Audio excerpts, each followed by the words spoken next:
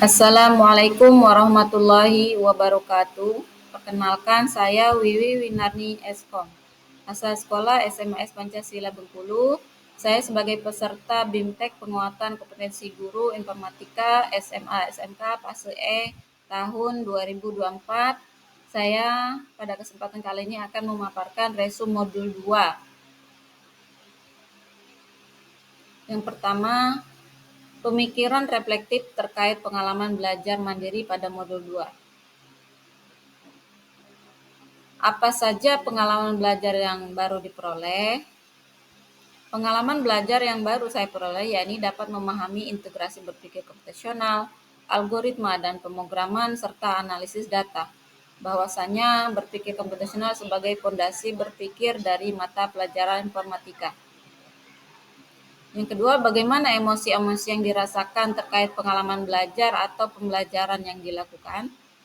Emosi yang dirasakan pada saat mempelajari modul ini adalah saya merasa kagum karena materi di dalamnya biasanya diberikan kepada mahasiswa, namun saat ini diberikan kepada pelajar untuk berpikir kritis, mencapai profil pelajar Pancasila. Hal-hal baik apa saja yang sudah berkaitan dengan proses belajar atau pembelajaran? Menerapkan berpikir komputasional, memecahkan masalah dalam kehidupan, menggunakan algoritma dalam bentuk teks, pseudocode, flowchart, serta menganalisis data yang dibutuhkan dalam proses pemecahan masalah. Apa saja yang perlu diperbaiki terkait proses pembelajaran? Yaitu khusus buat saya, harus lebih banyak berlatih mengenai algoritma, bahasa pemrograman, baik Python, C++ atau Pascal dengan melakukan analisis data dalam memecahkan masalah dalam kehidupan sehari-hari. Ya, kedua, analisis implementasi modul 2 dalam konteks guru informatika. Pertama, pertanyaan kritis yang berhubungan dengan konsep materi sehingga tergali materi lebih jauh. Pertanyaan yang muncul yang berhubungan dengan konsep materi yaitu bahasa pemrograman apa yang mudah untuk diajarkan kepada peserta didik nantinya.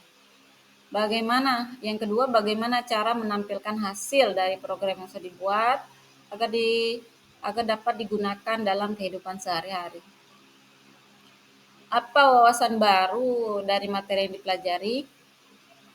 Khusus buat saya, harus lebih banyak berlatih mengenai algoritma pemrograman, Python, C++, Pascal dengan melakukan analisis data dalam memecahkan masalah dalam kehidupan sehari-hari.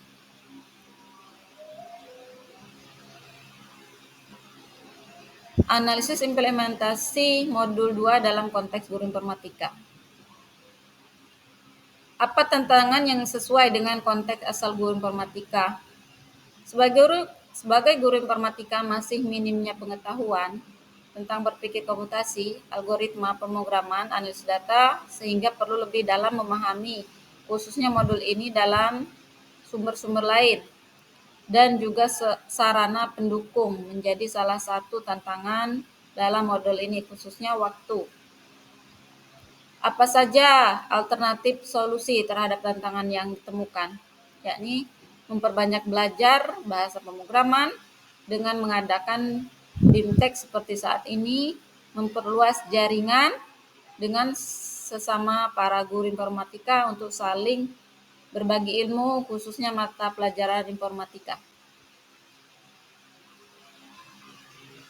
Keterhubungan dengan topik yang dipelajari, pengalaman di masa lalu. Sebelumnya saya sudah pernah mengajarkan materi mengenai berpikir komputasional, analisis data, dan algoritma. Tetapi masih pada tahap teori akan tetapi untuk analisis data sudah pernah praktik menggunakan aplikasi Microsoft Office Excel.